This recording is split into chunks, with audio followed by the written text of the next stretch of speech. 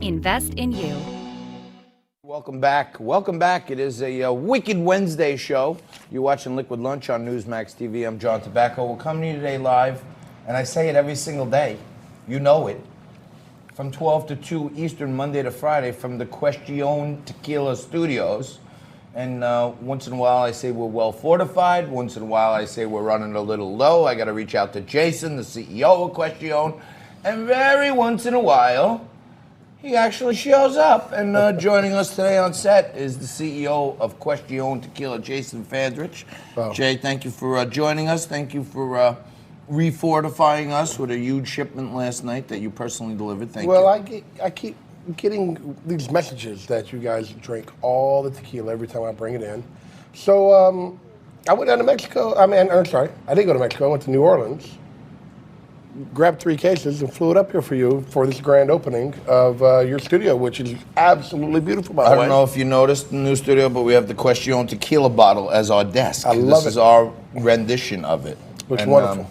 Your help in getting this show off the ground is greatly appreciated. One of the reasons we were talking about, you and I know you've been, developing a relationship with Donald Trump and Kimberly Guilfoyle. You provided some spirits for Donald Jr.'s book party, and you're an open-minded guy. It's not just the Trumps, but you're open to everyone. But one of the reasons you named the tequila Cuestion is because you feel like it's good in today's environment to ask the question, to have a conversation. Absolutely. I mean, we live in this environment where if you disagree at all, you become vilified. So what we want to do, and one thing we wanted to do was with the question, is say, listen, sometimes questions are good to inspire conversation, not, division. So let's have conversation. Let's see the other side. Let's talk about things, and let's have this dialogue where we can all come to a great conclusion, or we come to a disagreement, but we respect each other all the time.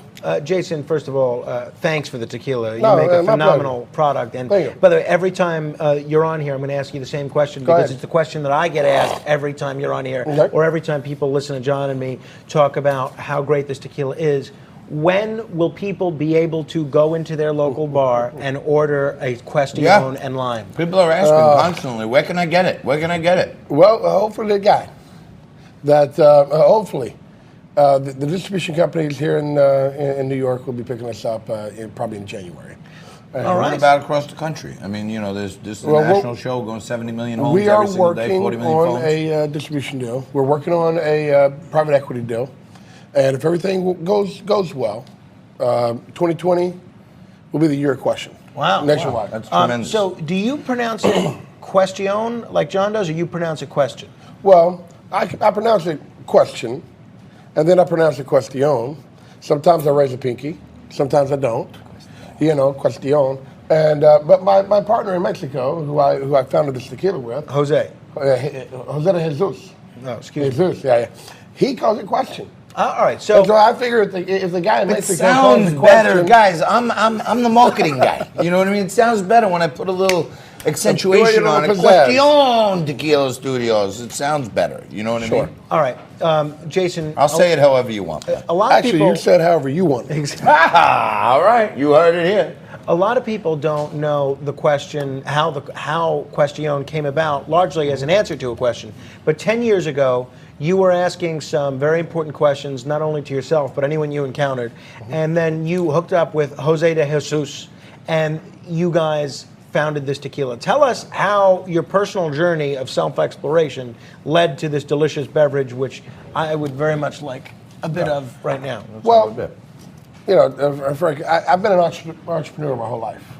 I started my first company when I was about 25, maybe a little younger.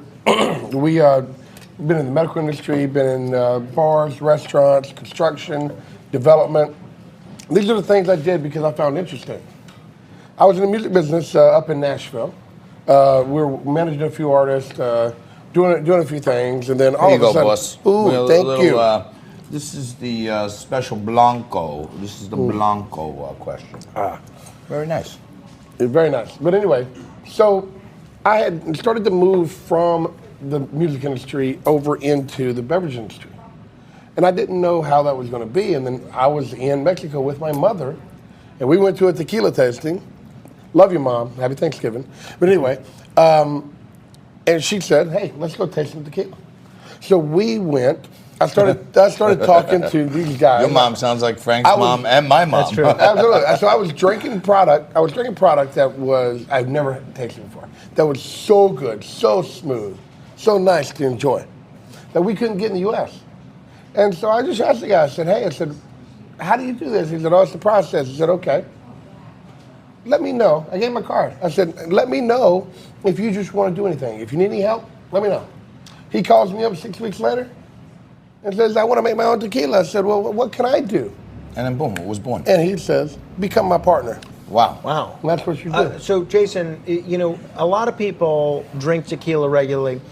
All tequila, as you pointed out previously, must originate in Mexico. Otherwise, it's not tequila. Now, that's right. It's no secret that that we have trade and taxes has an effect on America's drinking habits. Back on colonial times, Americans drank all sorts of rum until there was a tax on rum for the British Empire, and then Americans discovered bourbon.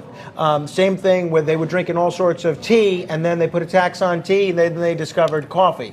Sure. Tell me about the USMCA deal, what we know about it, and what it might do to the tequila industry and Americans' drinking habits. Yeah.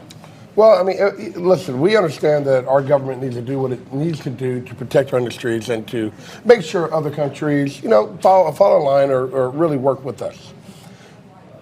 Tariffs, in our opinion, will not negatively affect us, but it might affect the industry. I mean, Scotch has risen in price. Bourbon's rising in price. Vodka is vodka. You're going to have, all across the price range. But, cognacs are more expensive now. People are buying more expensive spirits. Products. Yeah, they're buying more expensive spirits anyway. So if we get a 5% rise, or 10%, or whatever they're talking about, it affects everybody equally because the tequila industry is unique to Mexico. You can only make tequila in 5 states in Mexico. It's protected there, so everybody who makes tequila is going to be affected the same. So agave, this much ballyhooed agave, is only found in Mexico. In the whole world, you can only find it in Mexico. No, it's found in a dry climate and in a high altitude climate. I mean, China got in trouble many years ago trying to make their own tequila, and Mexico sued them on the world court, and they won.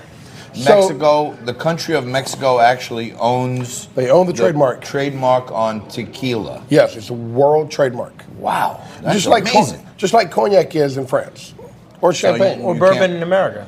You can't make a bourbon in Europe. No. You cannot. Wow. Or you can just import the bourbon, but you can't call it bourbon. Right. You cannot. And, it's not bourbon. It's not bourbon. Can we come up with something It's like Scotch. Can we come up from I was going to say, France. can we come up with something that we can get a global trademark on? You know what I mean? That would be big. Yeah, you know it what I mean? would be huge. You can only. Well, that's what I'm from Nashville. I want to ask you. Tennessee whiskey. Yeah, So we do a pretty good job. That you sure do. Before we get out of this segment, we recently had on Johnny Alves. All right. Johnny Alves is the real life turtle from Entourage. He's Mark Wahlberg's cousin. Sure. And Johnny Drama was played by Kevin Dillon. Kevin Dillon in the show, and some have said that you're on that same trajectory. My question is, will the real Johnny Drama please stand up? No, you were the turtle, or you share a very similar life trajectory with Turtle from Entourage. Well, and he founded a tequila company at the end. So Well, were you the actual yeah. inspiration for the turtle character? So I don't know if I was the actual inspiration for the actual character, but I do think I was the inspiration for the character finding the tequila. You do. I do. The timeline works out, and we just think that, a year after I found my tequila, and a year after I made my tequila, all of a sudden, They start this guy talking that about- wears a hat, I've been wearing a fedora for 20 years. Wow. This guy that wears a hat goes to Mexico, We may finds have the to get tequila, and then all of a sudden, we may have to get Montel Williams in here or Maury Povich or something and come out with the envelope. Jason, you are the actual turtle. Gosh. We should do that. Mari Povich should be good. Geraldo's around. I'm not going to throw a chair at him, but I love that guy, so bring Geraldo on. Well, I want to thank you for always being there for us. Thank for you so when much, you're in Frank. town, Always always good to with see us. you. The guy's an international CEO running a multinational company. We're helping him every way we can every day. Build the brand, know about the brand. Keep asking for it at the liquor store. Keep asking for it at the bar, because when the distribution comes, the branding we're doing right now and setting the groundwork, this thing is going to be flying off the shelves, and you're going to want some. We're going to take a quick break. We're going to come back and mix it up. We're the only show on television. Democrat, Republican, I throw out the topics. They slug it out. No matter what, the purple people are represented with some thoughtful conversation at the end.